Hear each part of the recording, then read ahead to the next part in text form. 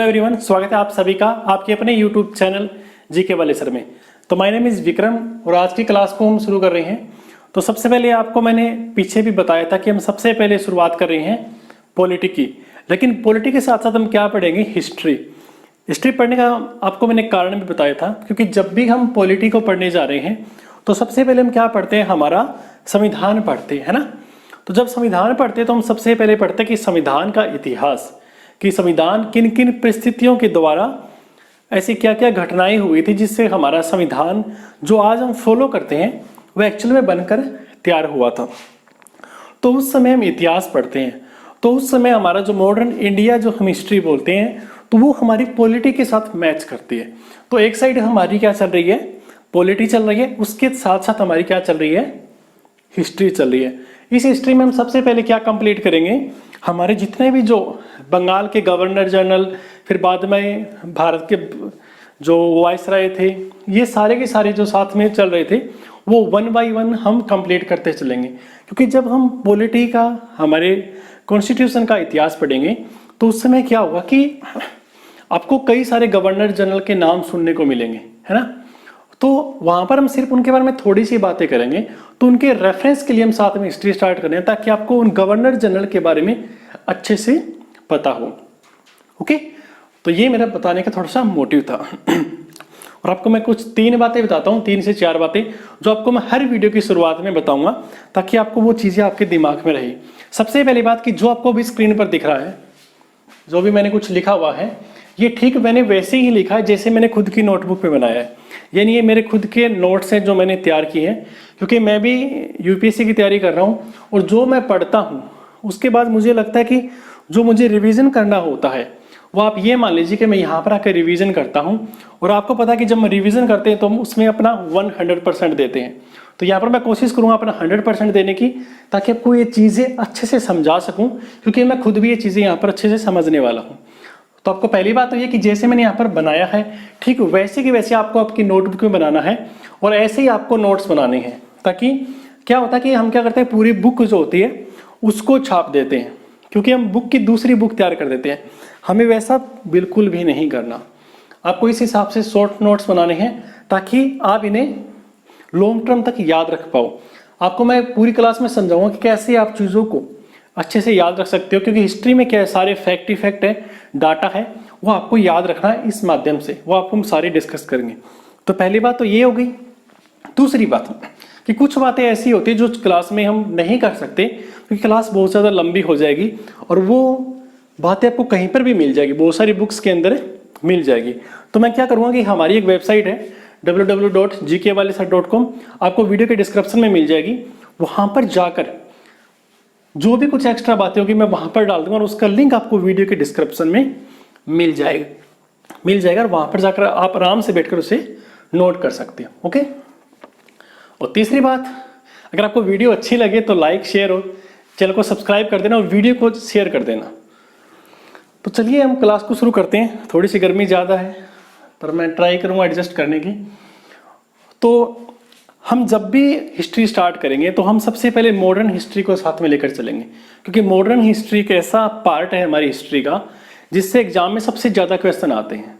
चाहे कोई भी एग्जाम हो, चाहे यूपीएससी हो, चाहे ईपीएफ हो, एसएससी हो, एचएसएससी हो, कोई भी एग्जाम, मॉडर्न हिस्ट्री का वेटेज हमेशा सबसे ज़्यादा रहता है। ओके। तो सबसे पहले मॉडर्न हिस्ट्री को स्टार्ट करेंगे और हम सबसे पहले, इससे पहले और भी बहुत सारी बातें हुई थी, लेकिन हम शुरुआत कहाँ से करेंगे कि जो बंगाल है, उस समय बंगाल सबसे समृद्ध, सबसे पावरफुल और सबसे ज़्यादा फेवरेट एक लोकेशन था जिसने हर एक शासक को अपनी तरफ अट्रैक्ट किया था। क्योंकि देखिए, हम कुछ भी करते हैं, जैसे आप किसी भी एग्जाम की तैयारी कर रहे हो, आप उस एग्जाम की तैयारी क्यों करते हो कि उसमें आपको जो पोस्ट मिलने वाली है, पोस्ट के बाद आपको जो फैसिलिटीज़ मिलने वाली है, सैलरी, पार्क्स, जो भी, वो आपको अट्रैक्ट करती है, फिर हम उसके लिए हम कोशिश करते हैं। तो वैसे ही बंगाल उस समय एक क्षेत्र था जिसके लिए जो भी बाहर से यूरोपियन आए थे, चाहे वो ब्रिटिश हो, चाहे फ्रांसीसी, कोई भी हो, उसने उसको अपनी तरफ अट्रैक्ट किया था। तो हम सबसे पहले देखेंगे कि बंगाल में अंग्रेज कैसे आए थे, कैसे धीरे धीरे वो वहाँ पर बिजनेस करने आए थे और पूरे बंगाल पर उन्होंने कब्जा कर लिया था। ओके। तो चलिए क्लास को शुरू करते हैं। आराम से बैठिए और क्लास को एंजॉय कीजिए, क्योंकि हिस्ट्री का मतलब क्या, कहानी आपको लगेगा जैसे कोई मूवी चल रही है, ठीक है। तो मूवी की तरह एंजॉय कर सकते हैं, बस पॉपकॉर्न लेकर मत बैठना साथ में। तो आज का हमारा टॉपिक क्या होगा, बंगाल में अंग्रेज कैसे आए थे। तो देखिए सबसे पहले हम बात करते हैं कि मुगल साम्राज्य। हमें पता है कि उस समय मुगल साम्राज्य था, और मुगल साम्राज्य कब खत्म होता है, 1707 में, जब औरंगजेब की डेथ हो जाती है। कब, 1707 में। लेकिन ये जो टाइम था, ये 1713 से 1727 की हम अभी शुरुआत में बात करेंगे। उस समय क्या था कि मुगल साम्राज्य था तो सही, लेकिन जैसे औरंगजेब की डेथ होती है उसके बाद कोई पावरफुल राजा वहां पर नहीं बचता। मतलब नाम के राजा थे, मतलब कि बोलते थे कि हम यहाँ के शासक हैं, पर उनसे कोई भी खेल लेता था। उन्हें किसी ने गोली दी और उसको चुप करवा दिया। तो उस समय क्या था कि जो मुगल साम्राज्य था, तो मुगल साम्राज्य के अंदर बंगाल आता था।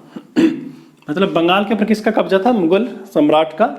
और उस समय बहुत बंगाल क्या था कि बहुत ही संपन्न एक एरिया था, क्योंकि वहां से राजस्व बहुत ज्यादा प्राप्त होता था। और दूसरी बात, अगर आप मैप में देखो तो आपको पता चलेगा कि बंगाल मतलब आज का पश्चिम बंगाल, और पश्चिम बंगाल आपको पता, अगर आप ऐसे मैप में देखोगे तो यहाँ किनारे पर पड़ता है, यानी समुद्र के किनारे था। और यहाँ से व्यापार भी अच्छे से होता था जहाजों के द्वारा, इसलिए इसका कारण ये भी था।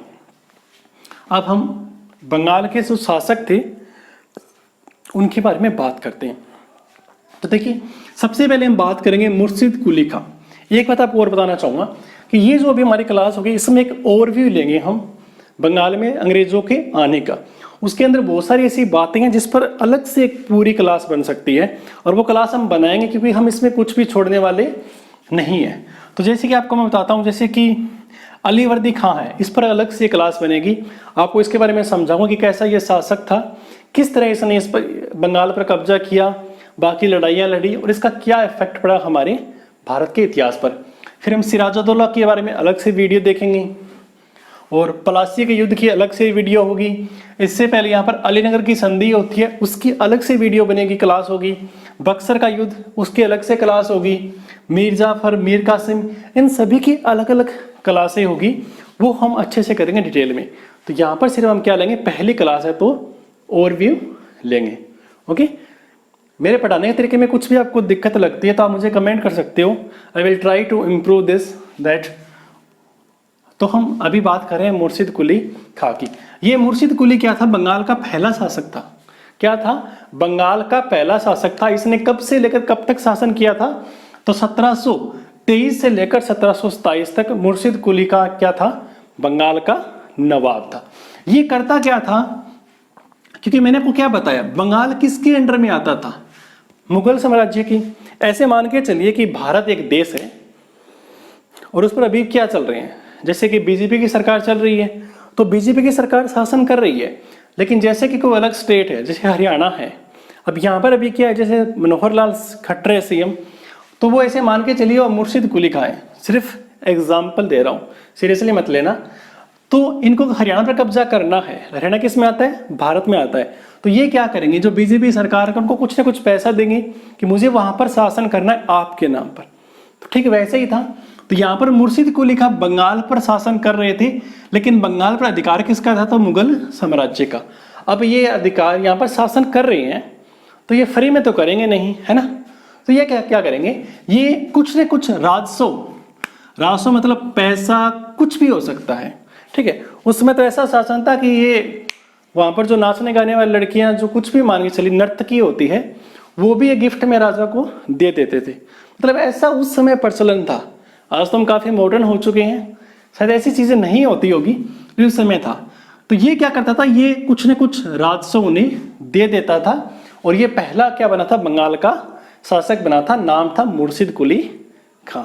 ओके, अब आगे देखते हैं इसने कुछ काम किए थे, वो हमारे एग्जाम के लिए काफी इंपॉर्टेंट है कि कौन कौन से एग्जाम काम किए थे, वो हम अभी देखते हैं। सबसे पहले इसने क्या किया था, इसने बंगाल की जो राजधानी थी, पहले क्या थी, ढाका थी। इसके शासक बनने से पहले उसने इसका क्या चेंज कर दिया, मुर्शिदाबाद। ठीक है, इसने क्या किया, ढाका से बंगाल की राजधानी मुर्शिदाबाद ट्रांसफर कर दी। मुर्शिदाबाद कहां पर है, तो ये भागीरथी नदी के किनारे हैं। ये एग्जाम में पूछ लेते हैं। आगे हम देखेंगे कि बाद में पहली राजधानी ढाका थी, फिर मुर्शिदाबाद थी, और मुर्शिदाबाद से बाद में मुंगेर हो जाती है, जो मीर कासिम ट्रांसफर करता है बंगाल की राजधानी को। यानी कि उस समय बंगाल की 3 राजधानी हुई थी पूरे इतिहास में, ढाका, मुर्शिदाबाद और मुंगेर। ये आपको 3 एग्जाम में याद रखने, एग्जाम में डायरेक्ट क्वेश्चन भी आपसे पुट कर सकते हैं। दूसरा, इसने क्या किया था, इसने इजारीदारी प्रथा स्टार्ट की थी। इजारीदारी का मतलब होता है ठेकेदारी। क्या होता है? ठेकेदारी की प्रथा इसने स्टार्ट की थी।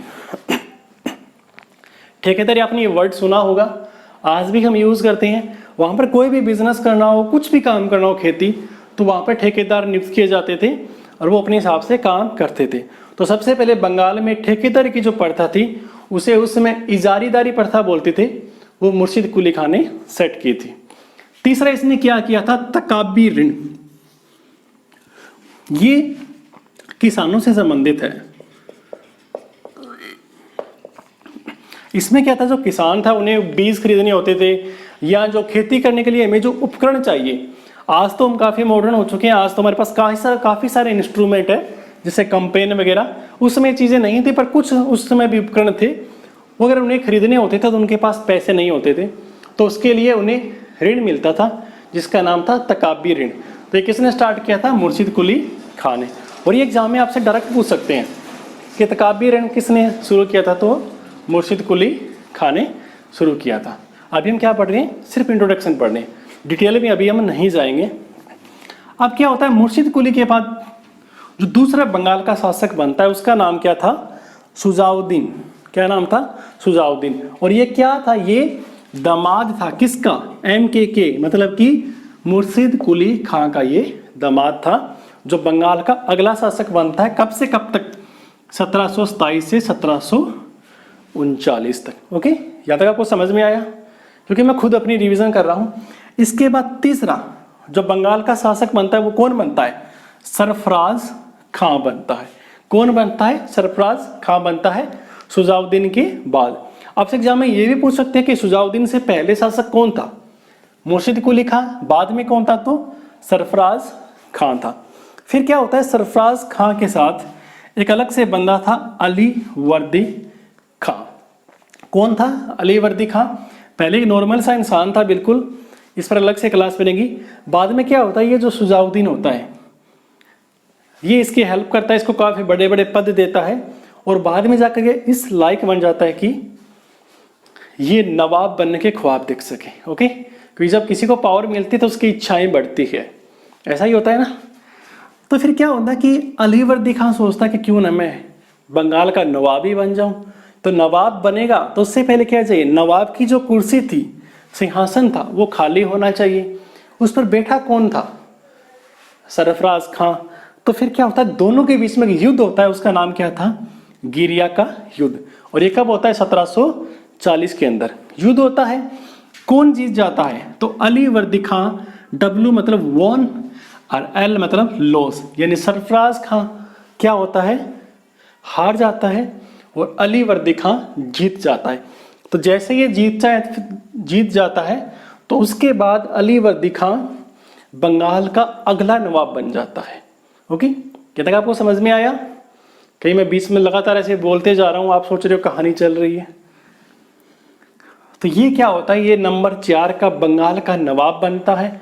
इसने कब से कब तक शासन किया था? तो 1740 में जो युद्ध हुआ था, गिरिया का युद्ध, उससे लेकर 1756 तक इसने शासन किया था।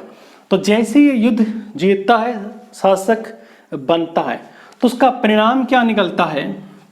क्योंकि ये जैसा मुर्शिद कुली खां था उस जैसा ये बिल्कुल भी नहीं था।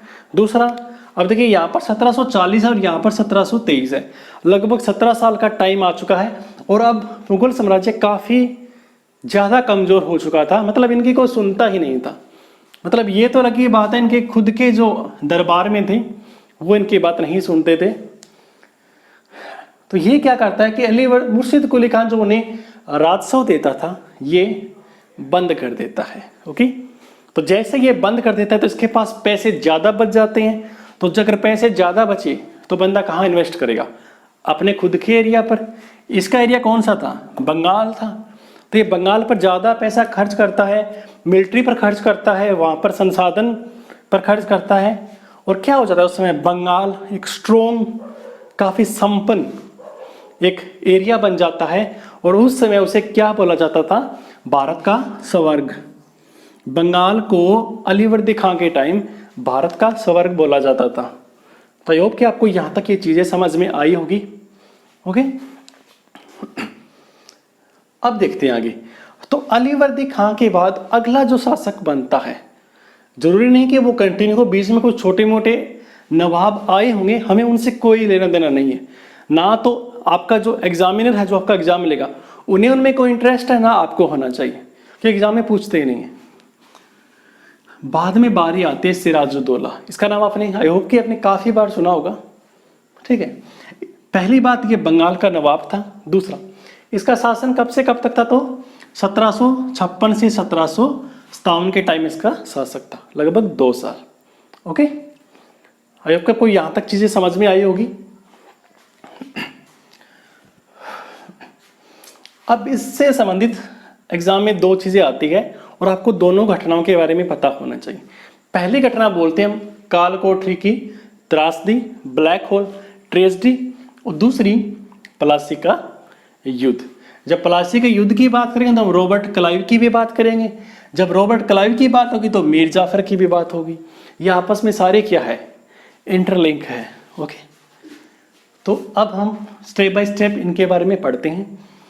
कालकोठरी की घटना देखिए, यहाँ पर आगे जाकर के अलीनगर की संधि भी होगी, उस पर हम अलग से वीडियो बनाएंगे। आपको यहाँ पर संक्षेप में, शॉर्ट में बता रहा हूँ चीज़ें क्या हुई थी। कि क्या हुआ थी कि जो अंग्रेज थे उन्होंने कोलकाता में जो किला था उसकी किलेबंदी कर दी थी। तो उस बात से नाराज होकर, मतलब कि वहाँ पर किलेबंदी का मतलब क्या, वहाँ पर वो अधिकार कर रहे थे मान के चलिए। तो सिराजुद्दौला वहाँ पर अटैक करता है और वहाँ पर ये कलकत्ता पर दोबारा से अधिकार कर लेता है। कुछ अंग्रेज वहाँ से भाग जाते हैं पानी के रास्ते से, कुछ बच जाते हैं। तो वो क्या करता है कि एक्चुअल में देखा, एक बात बताता हूँ, इसको पता भी नहीं था कि आगे क्या होने वाला है। इसने क्या किया, 146 जो लोग थे उनको पकड़ा और एक कालकोठरी थी उसमें डाल दिया कि अगले दिन इसको सजा देंगे, कुछ भी करना वो बाद में देखेंगे, एक बार इनको वहाँ पर कैद कर दो। लेकिन वो एक छोटा सा एरिया था, इस पर भी अलग से क्लास लेंगे, काफ़ी इंटरेस्टिंग इसकी भी कहानी है। एक छोटा सा एरिया था, उसके अंदर क्या होता है कि वो सारे, मतलब बंदे ज़्यादा थे, एरिया कम था।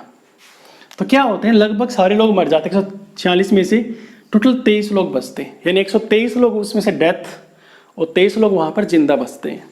तो जो 23 लोग बचते हैं उनमें से एक ये था जेड होलवेल। कौन था? जेड होलवेल। ये बाद में कहानी बताता है कि ऐसे ऐसे हम 146 लोग थे, हमें यहाँ के जो नवाब था उसने कालकोठरी में डाल दिया था और ये बाकी लोग मर गए, हम बचे थे। ये इसने कहानी बनाई थी। लेकिन अभी अगर मैं आपको वर्तमान की बात बताऊं तो 1959 की बात है, 1959, वहाँ पर एक सर्वे या एक रिसर्च हुई थी। उसमें ये खुलासा हुआ था कि उस टाइम टोटल 64 लोग ही थे उसके अंदर। ये आंकड़ा गलत था, लेकिन वो छोड़ो, वो पीएचडी की बातें हैं, हमें उसमें नहीं घुसना। जो एग्जाम में पूछते हैं हमें वो चीज़ें याद रखनी है। 146 लोग थे, 23 लोग बचते हैं। ये कहानी किसने बताई थी? जेड होलवेल ने। कालकोठरी की कहानी किससे संबंधित है? तो सिराजुद्दौला से संबंधित है। घटना कब हुई थी? तो 20 जून 1756 को हुई थी। अब देखिए, एक कहानी से दूसरी कहानी जुड़ी हुई है। 20 जून 1756, लगभग 1 साल बाद 23 जून 1757। अब यहाँ पर जब इनके लोग मरे तो अंग्रेजों के लोग मरे, तो अंग्रेज क्या चुप बैठेंगे? नहीं, वो बदला लेंगे। तो उसका बदले की जो कहानी बनती है वो बनती है प्लासी का युद्ध। लेकिन इसका भी एक्चुअल रीज़न कुछ और था, वो हम अलग की वीडियो में देखेंगे डिटेल में। अभी हम क्या कर रहे हैं, सिर्फ ओवरव्यू ले रहे हैं। और आप देखना आपके एग्जाम में इसमें से भी लगभग 50 से ज़्यादा क्वेश्चन बन जाएंगे इस एक वीडियो से। तो क्या हुआ था, 23 जून 1757 को प्लासी का युद्ध होता है। प्लासी कौन सी नदी किनारे है? तो भागीरथी किनारे। ये वही भागीरथी है जहाँ पर मुर्शिदाबाद भी इस किनारे है और प्लासी भी है। किस किस के बीच में युद्ध हुआ था? सिराजुद्दौला वर्सेस अंग्रेज या रॉबर्ट क्लाइव। युद्ध कौन जीता? ये सभी को पता है, जो चीटिंग करता है वो युद्ध जीतता है मैक्सिमम। क्या हुआ था? अंग्रेज हमेशा ही तेज थे। ये सबसे पहले कमजोरी पता करते थे आगे वाली पार्टी की, कि इनकी पार्टी में कोई ऐसा बंदा है जो बिक सकता है, जो अपने शासक को धोखा दे सकता है, उसे हम कोई लालच देंगे और वो हमारी साइड आ जाए। तो ऐसा बंदा कौन था? मीर जाफर। ये मीर जाफर उनका सेनापति था सिराजुद्दौला को, उसे पहले से ही अपनी साइड कर लेते हैं। जब युद्ध होगा तो ये तो इस पर डिपेंड है और ये इसके साथ मिला हुआ है, तो अल्टीमेटली जीतेगा कौन? Robert Clive. तो ये मीर जाफर नवाब को धोखा देता है और रॉबर्ट क्लाइव के साथ जाकर मिल जाता है, और अंग्रेज ये प्लासी का युद्ध थे वो था जो था उसे ये जीत जाते हैं। अभी हम सिर्फ नॉर्मल सी चीज़ें कर रहे हैं। तो जब मीर जाफर धोखा देगा तो ये फ्री में तो देने वाला है नहीं। फ्री में तो बोलते हैं ना, सांस भी नहीं मिलती, जब एक छोड़ते हैं तो दूसरी आती है, लेने के लिए छोड़नी पड़ती है। तो वैसे ही यहाँ पर था। अगर मीर जाफर ने यहाँ पर चीट किया है तो मीर जाफर ने कोई तो वजह देखी होगी, अपना लालच देखा होगा। लालच क्या था उस समय? गद्दी, सिंहासन, बंगाल का शासक। इसे जो चाहा था वो मिल गया। अंग्रेज क्या करते हैं? इसे बंगाल का नवाब बना देते हैं, यानी मीर जाफर 6ठे नंबर का बंगाल का नवाब बनता है। और ये 2 बार नवाब बनता है, आपको याद रखना है। ये एकमात्र ऐसा नवाब था बंगाल के जो 2 बार नवाब बना था। पहली बार 1757 से 60 और दूसरी बार 63 से 65। ये इसे आप टिक कर लीजिए, एग्जाम में पूछ सकते हैं कि कौन सा 2 बार बना था। तो मीर जाफर 1757 से 1760, 63 से 65। अब इसको अंग्रेजों ने नवाब बनाया है तो अंग्रेज क्या फ्री में देने वाले हैं? कुछ नहीं। अगर उन्होंने उसे बंगाल का नवाब बनाया है तो अपना फ़ायदा देखेंगे। फ़ायदा क्या था कि यहाँ पर हम जो कुछ भी करेंगे, चाहे व्यापार हो, टैक्स हो, कुछ भी चीज़ें हो, उस समय एक प्रथा थी दस्तक। क्या थी? बाद में समझेंगे, अभी थोड़ा सा ऊपर ऊपर से। मतलब वो सारी चीज़ें अपनी मर्जी से करेंगे। तू राजा है तो आराम से बैठ, शासन कर, बाकी हम करेंगे चीज़ें। तो शुरू में तो मीर जाफर कुछ नहीं कहता, लेकिन जब उसे लगता है कि तू तो सिर्फ नाम का राजा है, बाकी तेरे साम्राज्य बंगाल को अंग्रेज लूट रहे हैं, तेरे पास कोई राजस्व टैक्स नहीं आ रहा, सारा अंग्रेजों के पास जा रहा है, तो वो क्या करता है? बगावत कर देता है। तो जैसे ही वो बगावत करता है, अंग्रेज उसे वहाँ से हटा देते हैं। जैसे ही उसे हटाते हैं तो उसकी जगह किसको बनाते हैं? मीर कासिम को बंगाल का नवाब बनाते हैं, जो बंगाल का 7वां नवाब था। ये कब से कब तक बना था? तो ये 1760 में बना था। यानी जब ये क्या करता है? बगावत करता है 1760 में, तो उसे हटाया, इसको नवाब बना दिया। इसके साथ ही वही कहानी थी जो इसके साथ हुई थी। शुरू में बोला कोई बात नहीं, जैसा करना है वो करो, लेकिन जब बाद में से पता चला कि तू तो क्या है, कठपुतली है, तेरे पास कुछ आ तो रहा नहीं, तो मैं तो सिर्फ नाम का ही राजा हूँ, तो ये फिर बगावत करता है। तो जैसे ये बगावत करता है तो इसे पता था अगर तू अकेला लड़ेगा तो तू हार जाएगा, तेरे साथ वही होगा जो मीर जाफर के साथ हुआ।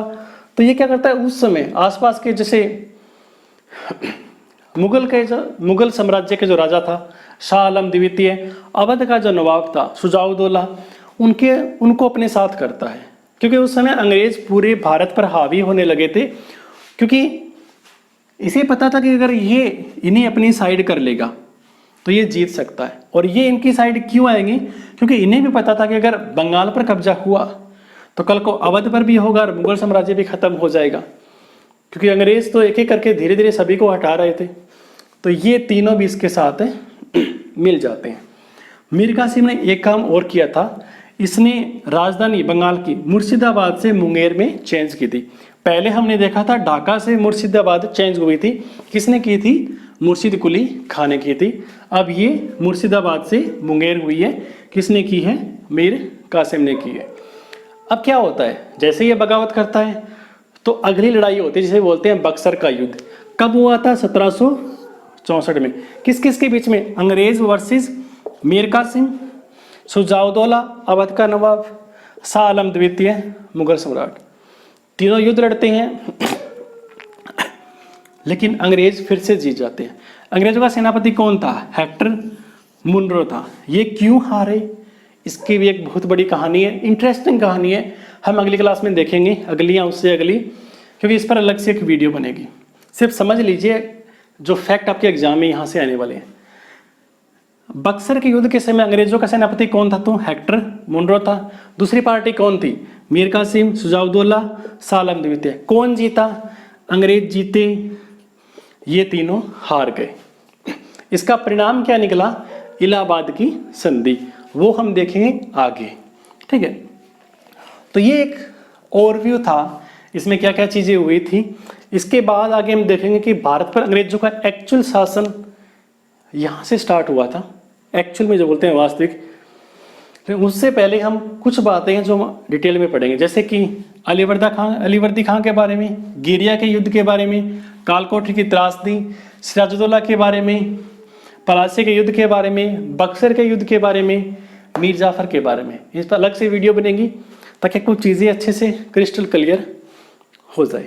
तो अभी मैंने क्या क्या डिस्कस किया? बंगाल का पहला शासक कौन था? तो मुर्शिद कुली खां था। दूसरा कौन था? सुजाउद्दीन। तीसरा सरफराज खान। चौथा अलीवर्दी खां। पांचवा सिराजुद्दौला। छठा मीर जाफर। सातवां मीर कासिम। बाद में सिस्टम खत्म हो गया, बाद में और शासक आए थे छोटे मोटे, वो हमें नहीं करनी। कालकोठरी की त्रासदी कब हुई थी? तो 20 जून 1756 को। पलासी का युद्ध कब हुआ था? तो 23 जून 1757 को। बक्सर का युद्ध 1700